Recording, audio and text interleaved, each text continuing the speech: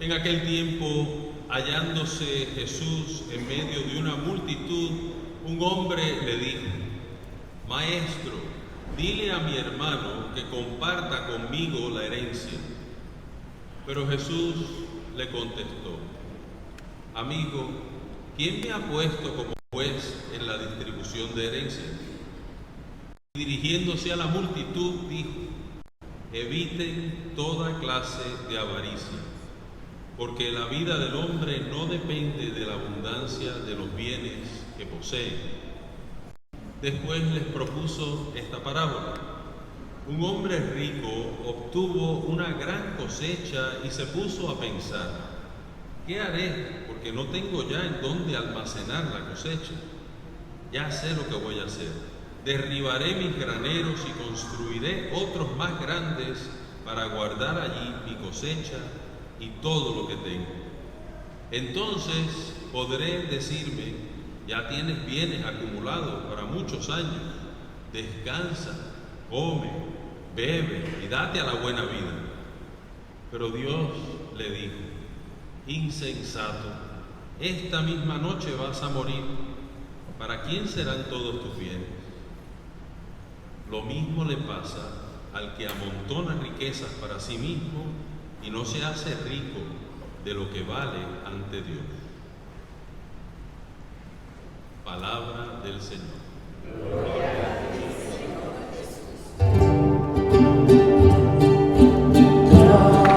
Gracias porque me has salvado.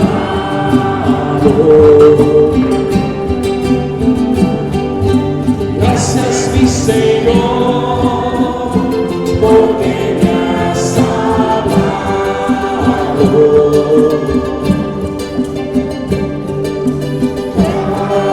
Gracias, porque me has salvado.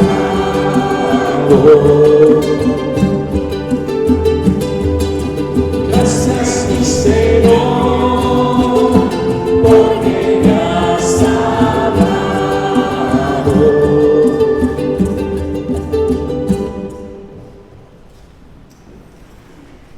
Mis hermanos y hermanas en el Señor, hoy cuando comenzamos la misa tuve que cambiar unas cuantas baterías de las baterías para este micrófono, porque nos dejaron un montón de baterías ahí que yo no sé si servían o no, y muchas estaban ya gastadas, pero no quería botarlas sin saber, así que Alex tuvo que alargar un poquito la canción. Un buen recordatorio que la música litúrgica siempre está al servicio de la liturgia. La música está al servicio de la liturgia, o sea que pues, tuvo que alargarlo un poquito porque yo estaba ahí probando batería, pero para que sepan, y si se va en esta, pues a lo mejor tengo que moverme al otro micrófono. Pero bueno, gracias a Dios que tenemos bastantes micrófonos en la iglesia, pero por lo menos así siempre es bueno explicar, porque después la gente está pensando, ¿y por qué el Padre estaba escondido? Y no se sabe, siempre es bueno dar explicación y así nadie se queda con duda de lo que estaba pasando. Desde este tiempo que estamos celebrando, estamos en el mismo medio de lo que llamamos el tiempo ordinario. Estamos en el 18º domingo del tiempo ordinario. Esa palabra ordinario no tiene nada que ver con ser ordinario o extraordinario. No tiene nada, no es el opuesto a extraordinario, sino que simplemente lo que la iglesia nos recuerda es que se cuentan los domingos. Vamos contando los números de los domingos, es una secuencia de números. Y pues desde el Concilio Vaticano II, uno de los cambios que hizo la iglesia es que íbamos a tener 3 ciclos de lecturas: el ciclo A, el ciclo B y el ciclo C. Antes de eso, la misa tradicional era un año nada más, solamente había un ciclo, y antes del 1970 todas las misas se celebraban las misas igualitas en el año, un ciclo nada más. O sea que cuando terminaba el año se empezaba otra vez el mismo ciclo que ya habíamos celebrado. La idea del Concilio Vaticano II era darnos más exposición, darnos más cercanía a la Biblia, a los textos litúrgicos. O sea que con 3 ciclos hay más lecturas de la Biblia. Cuando leemos los domingos, pues tenemos 3 diferentes ciclos, y tradicionalmente en el ciclo A se lee San Mateo, en el ciclo B se lee San Marcos y en el ciclo C se lee San Lucas. Por eso todos los domingos, porque estamos en el ciclo C, escuchamos el Evangelio de San Lucas. Hago una aclaración porque en la misa tradicional es interesante que sí es verdad, era solo un año, pero el texto de la misa, lo que rezamos en la misa, tenía mucho más contenido bíblico que lo que tiene ahora. O sea que parte de lo que hizo el concilio, como le añadieron a los ciclos de las lecturas, quitaron de la misma misa muchos textos bíblicos que estaban ahí. O sea que la misa antes del Concilio Vaticano II no era que no tuviera textos bíblicos, porque no se leían 3 ciclos, sino que en el mismo texto de la misa había un contenido muy rico sobre la Biblia, sobre la palabra de Dios. Así que el pueblo de Dios tenía acceso a esa palabra también. Solamente una aclaración, porque aunque es una buena cosa que tenemos 3 ciclos, pues no es que la misa anterior no tenía una consideración a la palabra de Dios, que era importante. Y por eso el tiempo ordinario, estos domingos que vamos pasando, lo importante es que en el tiempo ordinario escuchamos la enseñanza de Jesús. Eso es lo que estamos haciendo. Todos los domingos hay una enseñanza especial para nosotros, y en el ciclo C tomamos el Evangelio de San Lucas y es la enseñanza de Jesús a través de ese Evangelio. Y hoy podemos decir que la enseñanza es bien específica, bien clara. Todas las lecturas nos están guiando a un tema. Yo recuerdo desde 1994 al 1998, 4 años, yo viví en Roma, Italia. Obviamente tengo muchos recuerdos. Obviamente San Juan Pablo II era el Papa en ese tiempo, un Papa muy querido, es el Papa que más afinidad tengo, no solo porque fue un gran Papa por muchos años, sino que en el tiempo que estuve en Roma, estuve con San Juan Pablo II 22 veces y le hablé 6 veces. Así que obviamente eso siempre se recuerda de una manera especial. Pero una de las cosas que recuerdo de estar en Roma, que me viene siempre a la mente, es que obviamente llega mucha gente a Roma de peregrinación. Hay muchos viajes que empiezan en Roma o terminan en Roma.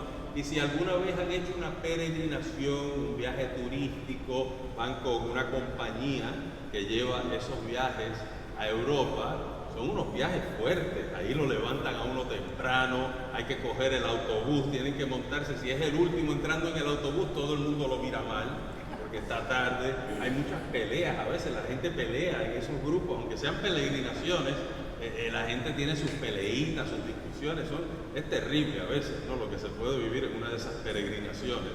Pero yo recuerdo que a veces venía gente de Estados Unidos que habían estado ahorrando por años, poquito a poco, porque iban a hacer su peregrinación favorita y finalmente iban a llegar al viaje de Europa que querían hacer, y con la corredera que tienen que hacer esa gente en esos viajes, algunos regresaban a Estados Unidos en el ataúd, volvían muertos porque no aguantaron el viaje, no duraron el viaje, tanto ahorrar, tanto guardar, finalmente llegaron y regresaron en el ataúd. Así regresaron en el avión. Triste, ¿verdad? Porque a veces vivimos la vida así, esperando, acumulando. Eso va a pasar más tarde. Y yo pensaba, y de hecho si leen mi columna en el boletín de este fin de semana, casi que me excuso, pido perdón, porque a nadie le gusta pensar cuando vamos a estar en nuestra cama, en nuestro lecho de muerte. Algún día vamos a estar en una cama, lo más probable, y sabemos que se nos está acabando la vida. Ese día viene por ahí, perdónenme que se lo recuerde, porque no es el pensamiento más lindo para un domingo tan lindo como el día de hoy, pero es la realidad. Yo recuerdo cuando yo estaba en Cristo Rey, en el West Bank, me acuerdo una vez de ir a un cumpleaños de un señor que cumplía 99 años. Cuando uno cumple 99 años, ya todo el mundo está esperando, el año que viene son los 100 años, ¿verdad? La gente está contenta. Me acuerdo de esa fiesta porque me invitaron, y a esa fiesta llegaron los hijos, llegaron los nietos, llegaron los bisnietos, llegaron los tataranietos. Estaba todo el mundo en esa fiesta porque era una fiesta enorme, 99 años.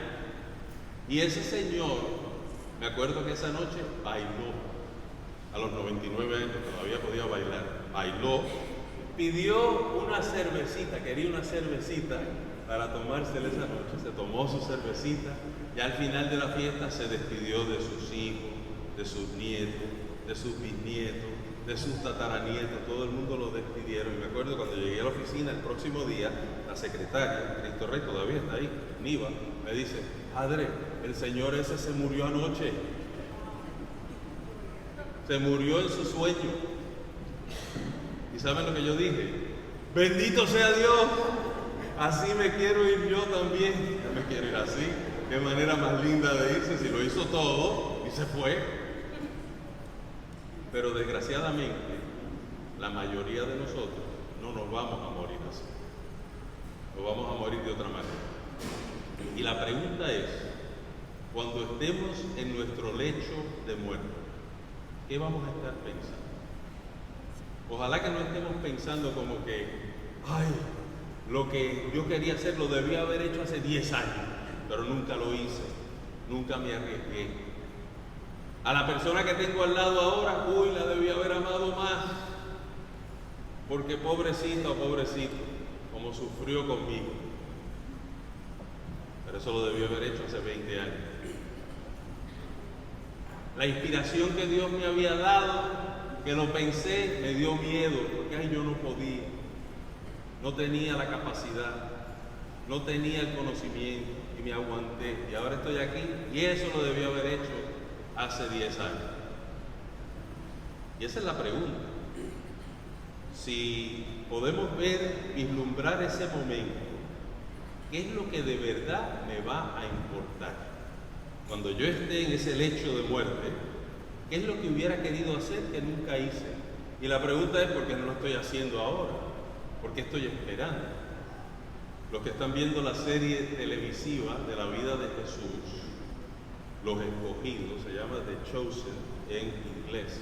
Es interesante, en el episodio 6 de la primera temporada, trata de la boda de Caná, la boda de Caná de Galilea. En realidad la serie está un poquito confusa porque en el episodio 4, no en el 6, en el 4 ponen la pesca milagrosa de San Pedro, pero la palabra de Dios nos dice que el primer milagro de Jesús fue en Caná. Así que ahí se confundieron un poquito, nos muestra un poquito cómo es un problema mezclar todos los evangelios, porque no se puede hacer eso, o sea, pero la escritura, ciertamente San Juan nos dice que su primer milagro fue en Caná, y en la introducción de ese episodio 6 de la temporada primera, ponen al niño Jesús perdido y hallado en el templo. ¿Qué misterio del rosario es ese? El quinto misterio gozoso del Santísimo Rosario, el niño Jesús perdido y hallado en el templo. Y ponen a María desesperada porque está buscando al niño, llevaba 3 días buscándolo. Finalmente José encuentra al niño, lo trae, y María le dice, pero ¿y dónde estabas? Y le dice, con mi padre. Y mira a José, y José le dice, con el padre de allá arriba, no soy yo, era el padre. Y entonces María le dice, hijo, ayúdanos un poquito, porque nosotros también tenemos sentimientos, y estabas perdido, y yo entiendo, porque tienes que estar en las cosas del Padre, pero piensa en nosotros, porque nosotros no entendemos todo tan rápido, ayúdanos a comprender. Y Jesús la mira y le dice, mamá, si no es ahora, ¿cuándo? Si no es ahora, ¿cuándo? Y entonces después ponen las bodas de Caná. María era pariente de los que estaban celebrando, se les acaba el vino y María va donde Jesús y le dice, no tienen vino, ayúdanos. Y Jesús le dice, madre, todavía no ha llegado mi hora. Y María le devuelve la frase, le dice, si no ahora, ¿cuándo? Qué lindo, pero eso es una interpretación porque no está en la Biblia, porque ahí María sale bastante firme, pero casi que la mirada de una madre lo dice todo. Así que seguro que María lo miró con esa mirada que los hijos entienden y le dijo, si no ahora, ¿cuándo? Y Jesús realiza el milagro. Esa es la pregunta para nosotros, si no es ahora, ¿cuándo? ¿Qué estoy esperando? Si sé lo que tengo que hacer, ¿por qué no lo estoy haciendo? Es ahora que tengo que estar actuando. Y fíjense, las lecturas de hoy, todas están relacionadas con eso. Vanidad de vanidades, todo es vanidad. El texto lo han cambiado un poquito, pero lo recordamos. Vanidad de vanidades, todo es vanidad. San Pablo nos dice, presten atención a las cosas de arriba, donde está Cristo. Y claro, en el Evangelio Jesús da esa linda parábola del hombre rico, que es interesante, es una parábola bien interesante, porque Jesús no tiene nada contra los ricos. Después de todo, había gente con mucho dinero que lo atendían. Ciertamente María, Marta, Lázaro tienen que tener algunas propiedades, tenían su casa, los atendían. El centurión tenía dinero, José de Arimatea, Nicodemo, todos eran gente famosa. María Magdalena, posiblemente una familia distinguida. O sea que Jesús no tenía nada en contra de los ricos. Y ese hombre rico de la parábola no hizo nada malo. ¿Qué hizo de malo? No hizo nada malo, era un hombre trabajador, ponía empeño en su cosecha, tuvo una gran cosecha, estaba contento. ¿Cuál fue el problema? No era que había hecho algo malo. El problema que le ve Jesús es que tenía sus prioridades equivocadas, no tenía las prioridades correctas. Y por eso estaba pensando más en lo mundano, o nosotros que pensamos en lo mundano, y se había olvidado de lo eterno. Y le dice, insensato, esta misma noche te vas a morir. ¿Y a quién le vas a dejar todo lo que has cosechado, todo lo que has almacenado? Miren sus casas, vayan a sus casas y abran el closet. ¿Cuántas cosas han almacenado en esos closets? Que está lleno de cosas y hace cuánto que ni las ven, ni se acuerdan que están ahí, pero almacenamos y almacenamos y almacenamos, y en realidad vivimos sin una noción de que aquí estamos de paso. Hay un cuento de un americano que va a un país en Europa y había oído de un monje muy famoso, un monje muy santo que vivía retirado. Y este americano va porque quiere oír palabras de sabiduría del monje, y cuando entra al apartamento del monje, lo único que había era una camita en el piso, había una mesita chiquita y unos libros arriba de la mesa, pero no había ni un solo mueble, no había muebles por todo el apartamento. Y el americano entra y le dice, ¿y dónde están sus muebles? Y el monje le dice al americano, ¿y dónde están los muebles suyos? Y el americano le dice, pero si yo estoy aquí nada más de paso. Y el monje le dice, yo también. Sabemos que estamos de paso, que no nos quedamos con nada.